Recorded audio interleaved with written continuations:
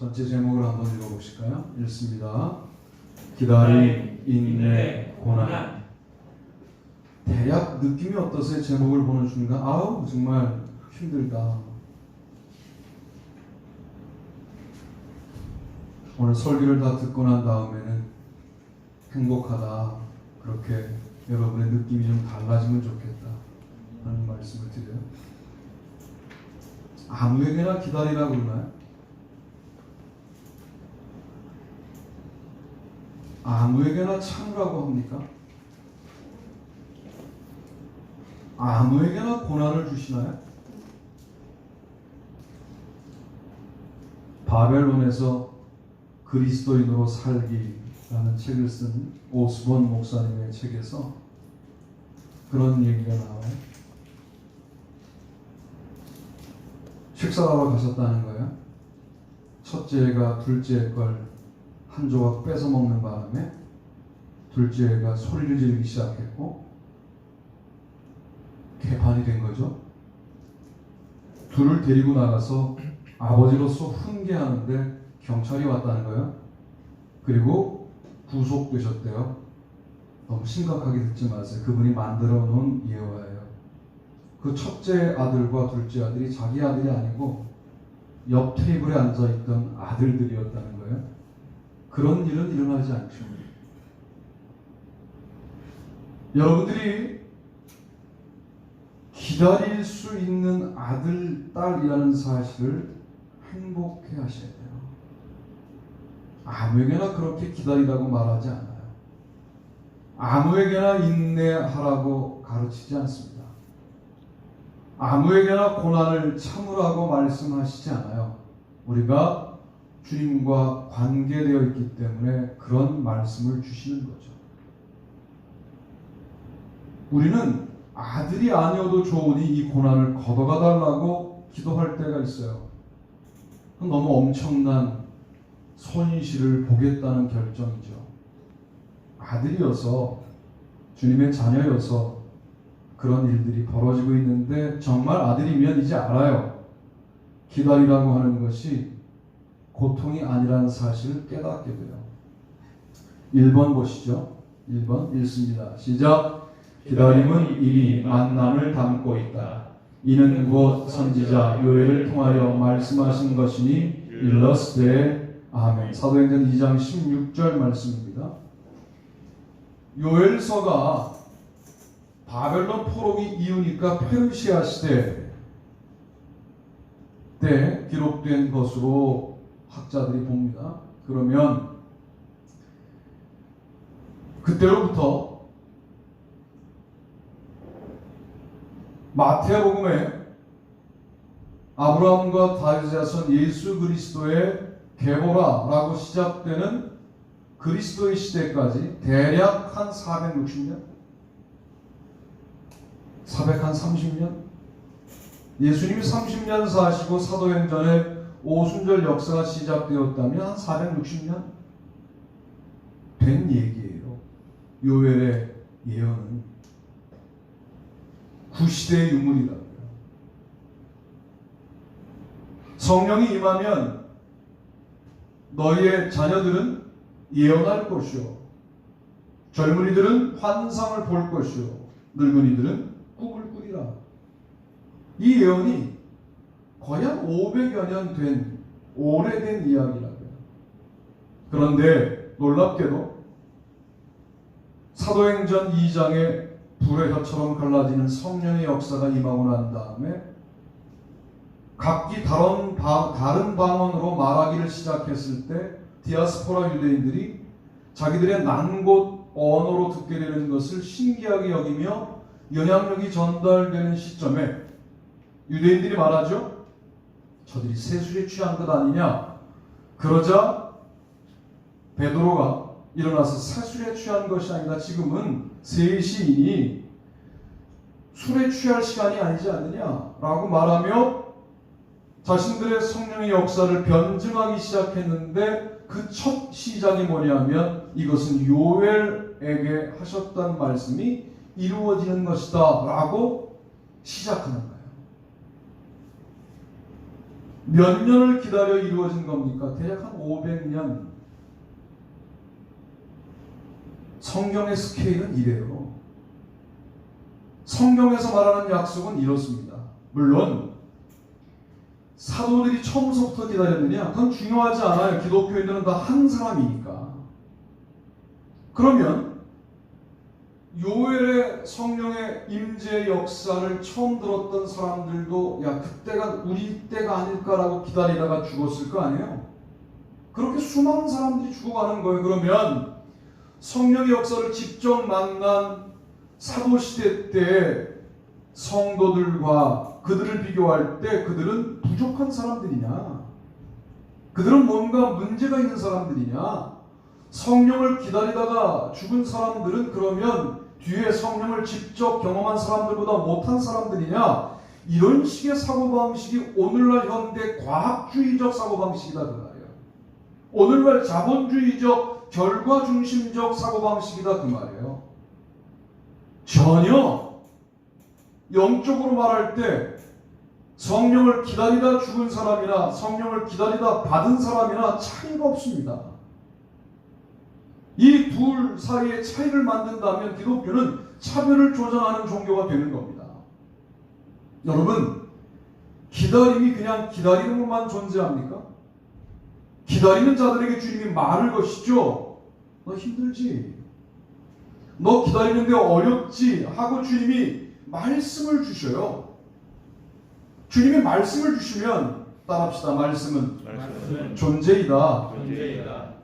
이래서 기다리다 죽은 사람도 주님을 만난 사람들이고 기다리다가 성령님을 받은 사람들도 주님을 만난 사람으로 차별이 없다 그 말이에요. 그런데 우리는 이 설교를 듣는 동안에도 나는 기다리다가 꼭 결과를 보고 죽어야 되겠습니다라고 하는 생각으로 우리가 몰두하고 있다면 우리의 신앙에는 심각한 병이 걸린 거예요. 이게 순환 논법일 수 있는데 말씀을 드려볼게요. 그렇게 계산적으로 기다리면서 결과에 집중하는 사람들에게는 도리어 주님의 결과를 보여주시지 않을 가능성이 많아요.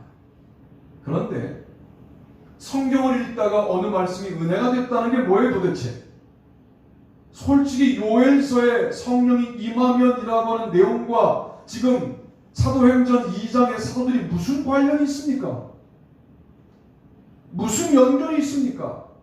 그 말을 할 때 듣기로 했습니까? 그 말을 하고 들었던 사람들이 이야기를 전달하여 들은 적이 있습니까? 아무 관련도 없는, 솔직히 말하면 객관적으로는 아무런 관련이 없는 그 말씀을 어느 순간 베드로가 읽다가 마음속에 담아두었는데, 그렇잖아요.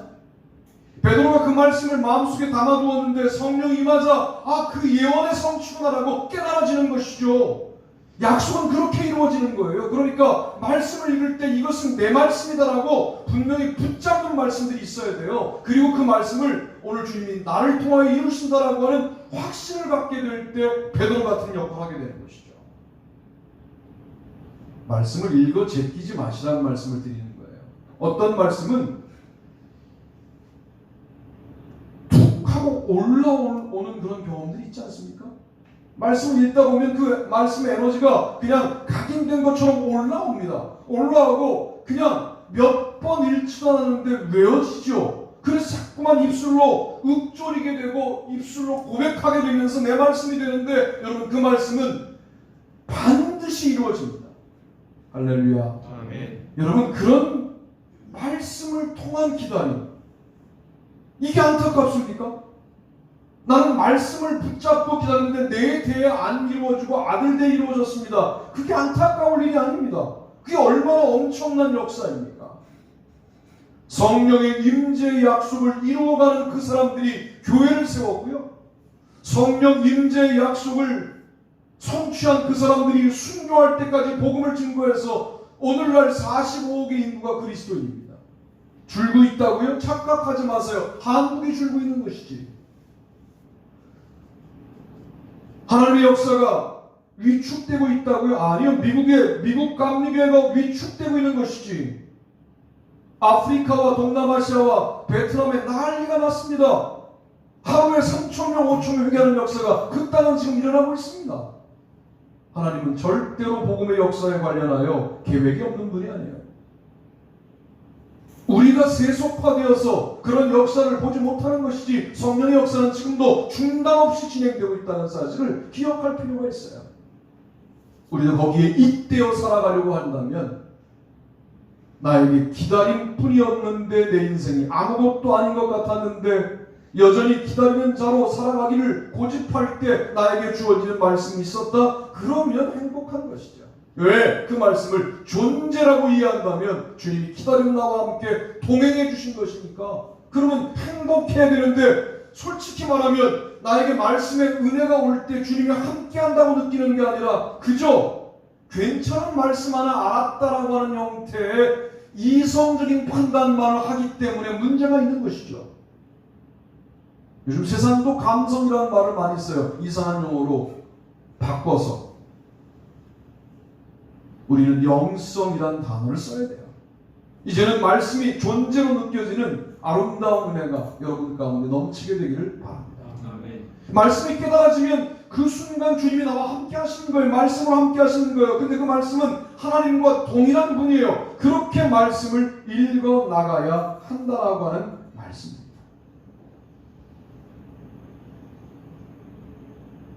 우리가 때가 제 삼신이 너희 생각과 같이 이 사람들이 취한 것이 아니라 사도행전 2장 15절 말씀에 따르면 세상 사람들이 바라볼 때 대낮부터 취해 있는 사람처럼 보이는 폄하된 평가를 받을 가능성이 많아요.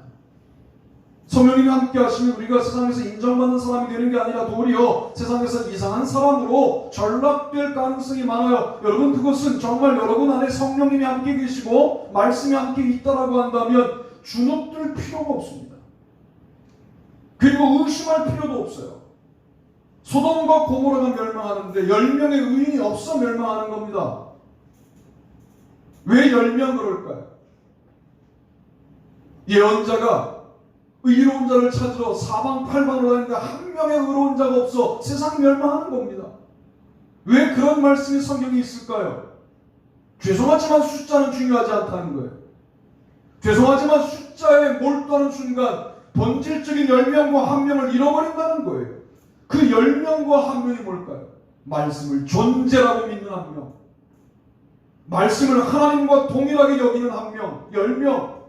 이런 그리스도인들이 오늘날 얼마나 있겠냐, 우리는 그러냐 하는 고민을 해보자는 거예요. 기다림? 여전히 주님의 역사를 기다리고 있는데 불행하십니까? 뭔가 병든 거예요 지금? 그런 식으로 사탄이 우리를 정복해 나가는 거예요. 기다릴 수 있는 자들이 특권을 얻은 자들이고 능력을 받은 자들이고 기다리는 자에게 그냥 두시는 게 아니라 계속적으로 말씀으로 교제하시면서 우리의 기다림을 격려하시고 독려하시고 위로하시고 함께 하시는데 왜 기다리는 것이 그렇게 우리에게 어려운 일이 되어야 합니까? 이미 우리도 열매 중심으로 결과 중심으로 생산량 중심으로 인풋이 있으면 아웃풋이 있어야 된다라고 하는 그런 식의 계산을 진리라고 알고 있기 때문에 그렇게 병들어 가는 중입니다. 그렇게 나온 아웃풋은 죄송하지만 하나님이 주신 생산물이 아닐 가능성이 높습니다. 무조건 우리 지갑이 두툼해지면 축복이라고 여겼던 이전의 사고방식을 버리셔야 돼요. 그게 심각한 저주일 수도 있어요. 주님이 주시는 것으로 살아가는 노력을 하셔야 되는데 말씀을 주셨을 때 거기에 조금 더 감격하셔야 돼요. 조금 더 기뻐하셔야 돼요. 그리고 그 말씀을 붙잡고 하나하나 내 삶의 어느 부분을 치료해 나가셔야 돼요. 그럴 때 주님의 놀라운 능력이 여러분과 함께 하실 줄로 믿습니다. 두 번째 보시죠. 두 번째 읽습니다. 시작. 인내는 이미 열매를 담고 있다. 아브라함이 이르되 주 여호와여 무엇을 내게 주시려 하나이까? 나는 자식이 없사오니 나의 상속자는 이 다메섹 사람 엘리에셀이니이다. 아브라함이 또 이르되 주께서 내게 씨를 주지 아니하셨으니 내 집에서 길린 자가 내 상속자가 될 것이니이다. 여호와의 말씀이 그에게 임하여 이르시되 그 사람이 내 상속자가 내 몸에서 날 자가 내 상속자가 되리라 하시고 그를 이끌고 밖으로 나가 이르시되 하늘을 우러러 무뼈를 셀 수 있나 보라. 또 그에게 이르시되 내 자손이 이와 같으리라. 아멘. 창세기 15장 2절 5절. 저는 이 말씀을 읽을 때마다 참 아들이나 하나 주시지. 아들도 하나 없는데 하늘의 무뼈를 보여주고 너의 자손이 이와 같으리라. 아니 아들이나 하나 주시지 뭐.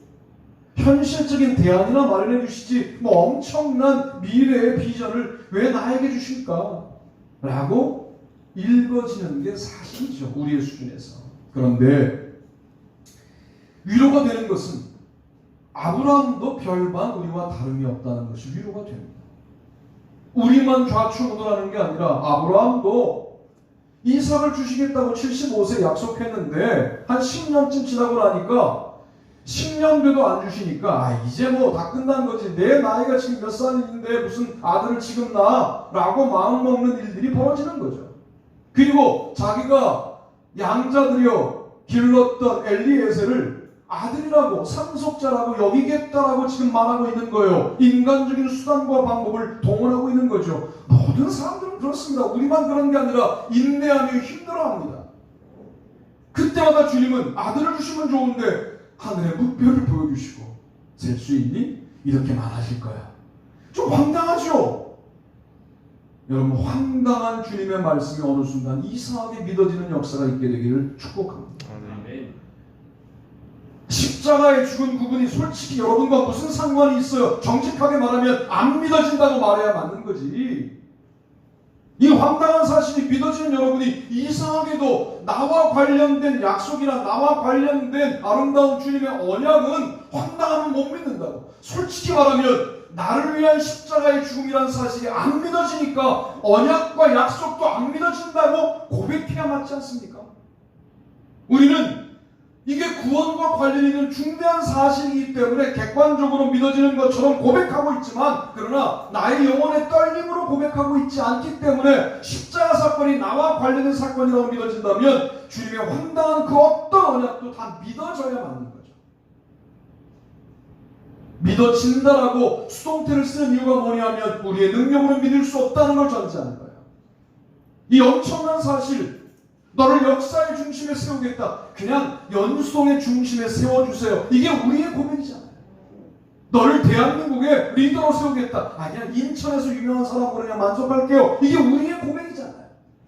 근데 주님은 계속해서 말씀하시기를 될 것 같지도 않은 일에 관련하여 자꾸만 우리에게 무언가 엄청난 비전을 주시는데 그 비전을 솔직히 말하면 내가 감당하지 못하는 거 아니냐 말이에요. 아브라함 똑같았어요. 이 정도가 아니라 아브라함이 이 정도였어요. 창세기 16장 2절 3절에 보니까 사레가 아브라함에게 이르되 여호와께서 내 출산을 허락하지 아니하셨으니 원하건대 내 여종에게 들어가 내가 혹 그로 말미암아 자녀를 얻을까 하노라 하매 아브라함이 사레의 말을 들으니라. 아브라함의 아내 사레가 그 여종 애굽 사람 하갈을 데려다가 그 남편 아브라함에게 첩으로 준 때는 아브라함이 가나안 땅에 거주한 지 10년 후였더라. 16장 2절 3절. 이제는 듣다가 누구의 말을 듣냐면 사례의 말을 들어요. 아내의 말을 들어요. 아내의 말을 들을 게 있고 안 들을 게 있어요.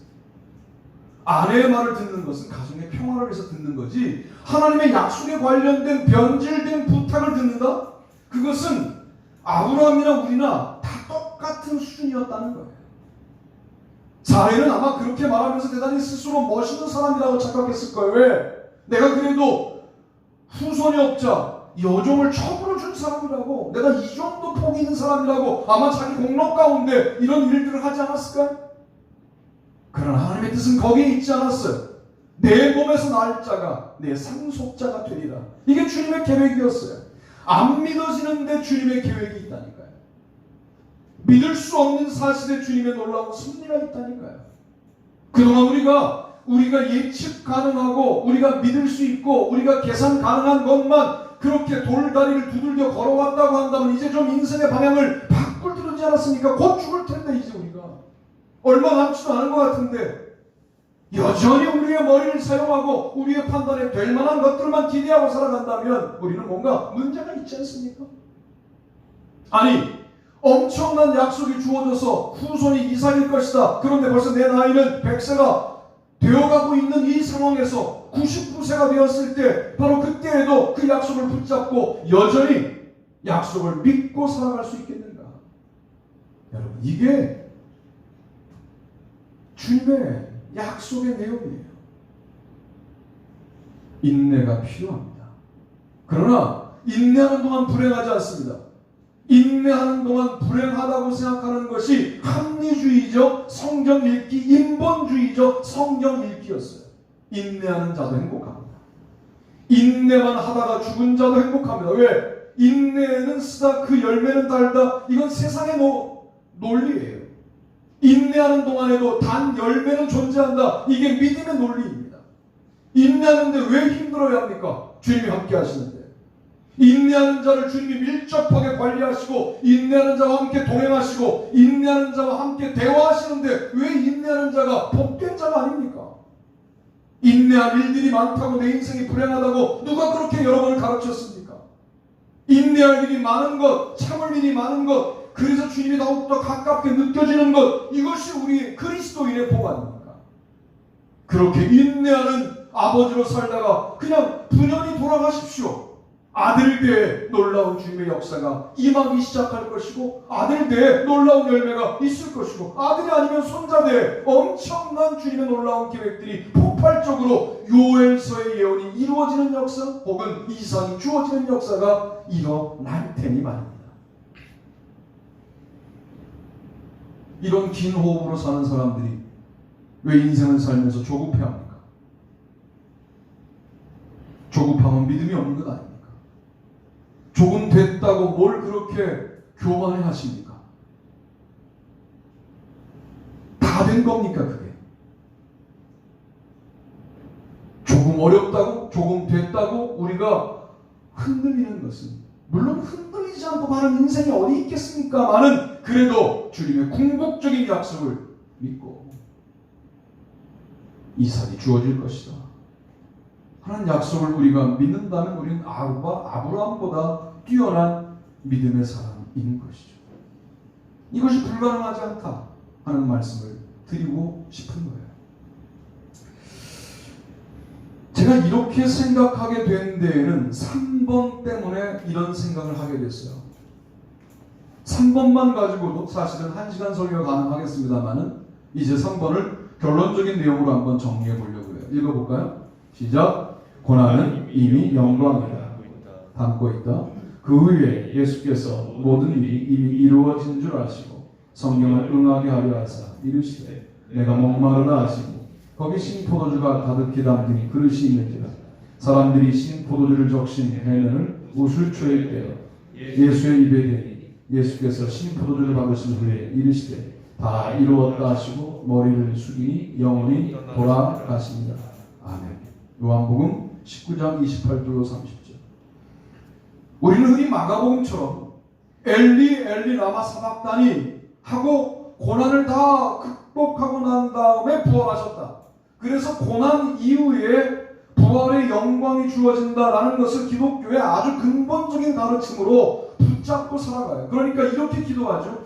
언제 내 고난이 끝날까요? 제가 여러분의 기대를 좀 저버려 드린다면 그 고난은 끝나지 않을 가능성이 너무 높습니다. 여러분, 고난 이후의 영광, 좋은 믿음이에요. 그것도 고난으로 끝나지 않을까라는 조바심을 내는 인생보다 괜찮은 인생이에요. 고난 이후의 영광. 그러나 요한복음에 따르면 고난은 곧 영광이에요. 달라요. 기다림은 곧 만남이에요. 인내는 곧 열매예요. 인내 이후에 열매가 오고 기다림 이후에 만남이 오는 게 아니에요. 기다리는 동안 말씀으로 이미 주님을 만나요. 인내하면서 주님의 언약의 현실성이라고 하는 열매를 이미 우리는 인내하면서 만나요. 경험해요. 고난 당하면서 고난 중에 영광의 요소를 발견하는 것도 상당히 훌륭한 믿음이에요.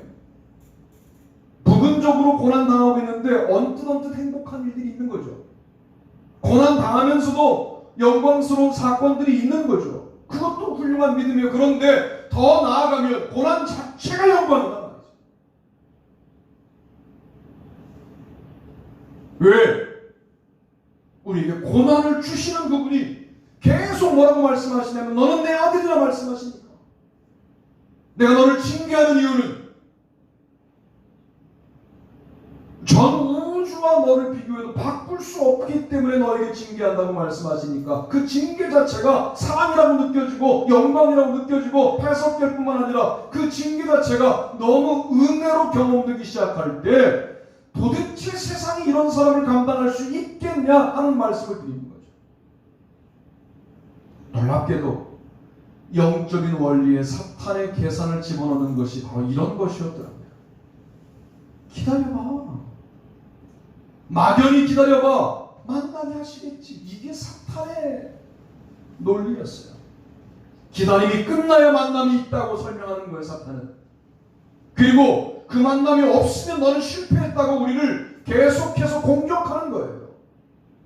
그런데 이미 기다리는 동안 주님을 만난 사람은 그런 공격에 넘어가지 않는 것이죠. 아니야, 나는 기다리는 동안 주님을 만났어. 너 그런 식의 이야기하지 마. 나는 주님으로 충만해. 이미 나는 기다림으로 충만한 사람이야. 나는 인내함으로 충만한 사람이야. 고난받지만 나는 이미 성령으로 가득한 사람이야 라고 말할 수 있어야 한다 그 말이죠.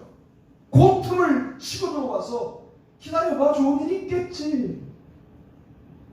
이게 사탄의 논리 일 수도 있다는 거죠. 교묘하게 신앙적인 논리를 가지고 성경의 말씀을 가지고 우리를 유혹할 때 우리가 아는 정도가 거기에 머물러 있으면 우리의 영적 수준이 거기에 머물러 있으면 그것 가지고 말하면 우리를 실패자로 몰아가려고 참소하는데 거기에 대하여 우리는 이미 기다림으로 나는 충만해져 있다라고 고백할 때 하나님이 얼마나 통쾌하실까. 너 잘 컸구나. 너 정말 잘 자랐구나. 그런 눈으로 우리를 바라보지 않으실까? 다윗을 바라보듯 자신의 아들 예수 그리스도를 바라보시듯 바울을 바라보듯 우리를 보며 그래 내가 너에게 그와 같은 일을 맡기마 하시지 않겠는가? 요한복음 제가 이 논리를 하도 많이 말씀드려서 이제 여러분 다 거의 외우실 텐데 여러분 육과 영을 갖고 있는 우리가 영으로만 사는 하늘나라에 가는 방법 가운데 육을 빼야 갈 수 있어요. 육을 빼는 방법이 뭐예요? 십자가에서 죽는 방법이에요. 수명을 다하는 방법입니다. 그러니까 그리스도인들의 죽음은 영적 존재로 살아가기 위한 필수적 과정일 수밖에 없는 것이죠. 육을 빼야 되니까 육을 빼는 방법이 아직까지는 주님이 재림하시지 않아서 죽는 방법밖에 없는 거예요. 자살은 안 됩니다.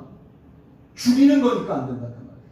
죽는 것, 수명을 다하거나 사고를 당하거나 다 이게 저주가 아니야 그리스도인들에게. 왜? 그건 내가 죽인 게 아니라 죽음을 당한 거니까. 그렇게 죽는 것은 결국 영만 남아서 하늘나라에 가는 존재가 되는 것인데 그렇게 가는 게 요한복음에서는 영광이거든요. 죽음 자체가 영광이에요. 고난 자체가 영광이에요. 고난을 당하는 동안 왜 육신을 갖고 있으니까 힘들지 않겠습니까? 힘든 게 맞아요. 그러나 죄송하지만 육과 영을 분리하면 좋은 설교가 아니지만 그런데 그 순간만큼은 영은 자유로운 것이죠. 영은 육의 고통에 영향을 전혀 안 받는다고 말할 수는 없으나 왜? 연결되어 있습니다. 그러나 육만큼 고통스러워하지 않는 자유로움이 더 크다 그 말이에요. 그 정도만 가도 주님은 우리를 잘 컸다라고 분명히 말씀하실 거라는 거예요. 전 요즘 하나님 나라에 몰두하고 있는데 이 하나님 나라가 왜 한국교회 강단에 사라졌을까? 기복주의 때문에 사라진 거예요. 네가 갖고 있는 재산을 늘리는 걸 축복이라고 설명해야 되니까 그래야 소위 헌금할 수 있는 사람들이 교회에 오는 것이죠. 그렇게 와야 교회가 유지가 되는 거예요. 그러더라고 마치 물질적 축복이 하나님 나라의 축복인 것처럼 설명했어요. 아니라는 게 아니에요. 그런데 그것만 축복인 것처럼 설명했어요. 그럼 가난한 자들은 저주받게 되잖아요. 가난한 자들은 어떻게 할 거예요? 평생을 살았으나 가난하게 사신 분들은 어떻게 할 거냐고. 그러나 그들은 무엇이 강력하냐 하면 기도의 양이 많고 영적으로 풍성하고 그런데 영적으로 풍성한 것에 관련하여 부자로 사는 사람들은 그건 별로 중요하게 평가하지 않는 교회 구조를 만들었어요. 이게 무슨 하나님의 나라냐고. 이게 무슨 하나님의 나라의 모형이 될 수 있겠냐고요. 아니라고요. 우리 교회가 헌금을 많이 하는 사람들에게 도리어 예의 바르다? 이건 잘못 가고 있는 거예요. 절대로 그럴 필요 없어요. 헌금을 많이 하지 말라는 말로 설교를 들으면 곤란한데, 많이 하시지만 그것 때문에 영향받지 않아요. 너무 멋있잖아요. 헌금도 많이 하는데 이 양반이 영적으로 이미 기도하고 모든 것을 받은 줄로 믿는 약속의 사람이에요. 언약의 사람이에요. 성령의 사람이에요. 정말 멋있잖아요. 그래서 부자가 되실 필요가 있는 거예요. 왜? 부자가 되어서 그렇게 살면 세상에 대안을 제시하잖아요. 여러분을 통하여 세상이 뭘 봐요? 하늘나라를 보지 않겠냐는 말이에요. 권력자가 되실 필요가 있는 거예요. 그래서 왜? 권력자가 되었으나 나보다 더 위에 있는 왕을 하나님으로 여기며 살아가는 권력자가 있다. 많은 사람들이 영향받고 다른 세상을 그 사람을 통하여 보지 않겠습니까? 이게 그리스도인들이 세상에서 출세해야 될 이유가 되는 것이죠. 나 하나 때문이 아니라 하늘나라를 제시하기 위해서. 그러면 권력이 없는 사람들은 위대한 인생이 아니냐. 그는 권력을 잡은 자가 타락하지 않도록 기도로 협력하는 이 둘 사이의 차이는 존재하지 않는다 그 말이에요. 이게 하늘나라이죠. 이것이 우리 교회에서 확인되어야